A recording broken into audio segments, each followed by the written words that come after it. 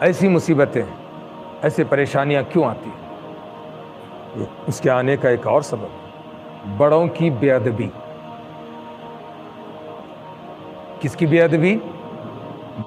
آج یہ وہ جو کہتے ہیں کہ دو بوٹ کی زبان کی یہ حالت ہو گئی ہے کہ آج یہ کسی کے شان میں بھی گستاخی کرنے سے پیچھے نہیں ہٹ رہی ہے، پیچھے نہیں ہٹ رہی ہے، جس میں گستاخیاں کرنے والوں میں کچھ نام نہاد مسلمانوں کی ناجائز اولاد بھی ہیں تو غیر مسلموں کی ناجائز اولاد بھی شامل ہیں۔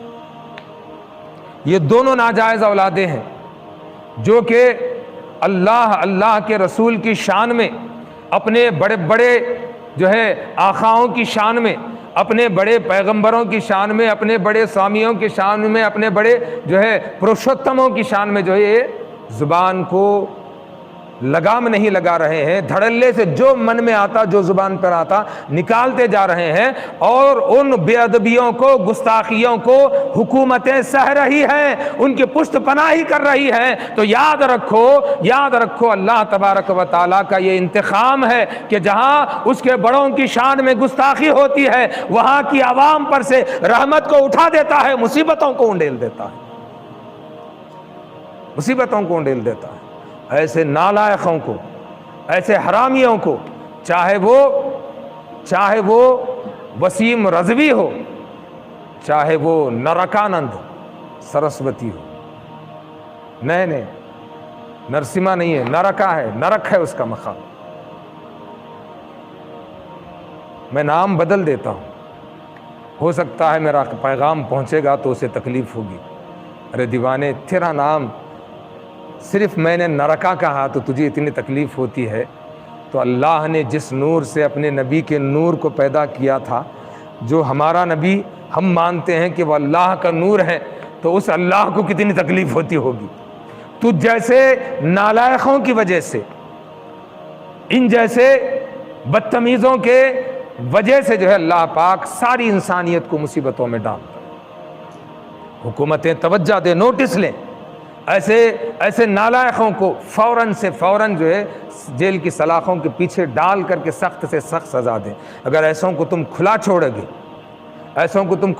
گے، لمبی فہرست ہے ایسے بے ادبی کرنے والوں کی۔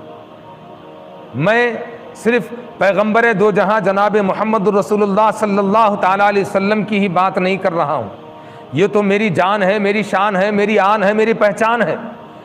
میرے رسول نے تو یہ کہا ہے کہ تم دیگر مذاہب کے لوگوں کے خداؤں کے شان میں بھی گستاخی مت کرو۔ قرآن میں یہ بتایا گیا ہے، لکم دینکم ولی دین، تیرا دین تیرے ساتھ، اس کا دین اس کے ساتھ۔ تو میں یہ مانتا ہوں کہ کسی بھی دین کی گستاخی نہ ہو، کسی بھی دین کی گستاخی کرنے والے حرامی پلوں کو فوراً سے سخت سزا دے، ورنہ یہ وبا رکنے والی نہیں ہے۔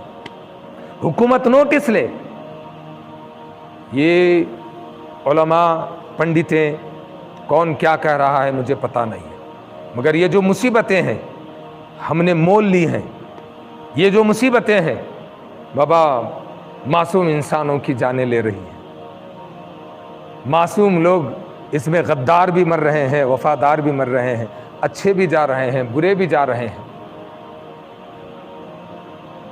تو اس کا خاتمہ کرنا ہے تو ہمیں ان باتوں پر توجہ دینے کی ضرورت ہے، اور یہ باتوں کی توجہ صرف عوامی سطح پر، پبلک ہی نہیں بلکہ حکومت کو بھی، گورنمنٹ کو بھی اس پر توجہ دینے کی ضرورت ہے۔ گورنمنٹ والے تو بولتے بھائی تم دعا کرو، تم اپنی جگہ کرو، مسجد کے واسطے ملا کو میں چھوٹ دیے ہیں، مسجدوں میں ملا رہے، مؤذن رہے، 5 آدمی رہ کر کے انہوں کر لے، مندروں میں انہوں 5 رہے، گرودوارا میں انہوں 5 رہے، تمہیں 5 مل کو جو ہے 5-25 کو تمہیں کرو دعا، تمہیں پرارتھنا کرو، تم گاڈ سے جو ہے پریئر کرو۔ تم بے ادبی کریں ہم پریئر کریں، تم گستاخی کرو ہم دعا کریں، تم ایسے نااہلوں کو، نالائقوں کو چھوڑ دو، جھوٹ کو، رشوت خوری کو، کالا بازاری کو، اور آپ کی بڑوں کی بے ادبی کو تم ظلم کرنے کو چھوڑ دو، ہم دعا کریں۔ نہیں ہوتا ایسا، دعا برابر کی ہونا ہے، توبہ برابر کی ہونا ہے، توبہ برابر کی ہونا ہے۔ اور ایسی مصیبتیں کیوں آتی ہیں؟ کیوں آتی ہیں ایسی مصیبتیں؟ کرونا کا پیشنٹ دل سے کہہ رہا ہے، کیا کہہ رہا ہے؟ آج میں کرونا میں ہوں، تم خوشگمان مت ہونا۔ آج میں بیمار ہوں، کرونا میں ہوں، خوشگمان مت ہونا۔ چراغ سب کے بجھیں گے، ہوا کسی کی نہیں، ہوا کسی کی نہیں، چراغ سب کے بجھیں گے۔ اب آیا ہے تو کتنوں کے چراغ بجھائے گا، کس کس کا چراغ بجھے گا، اس کا تو پتہ نہیں۔ بجھنے والے تو ہوں، بجھ رہے ہیں، اب خوشگمان مت ہونا۔ چراغ تو سب کے بجھنے والے ہیں، کیونکہ ہوا کسی کی نہیں ہے۔ اب ہوا کی بات آئی ہے۔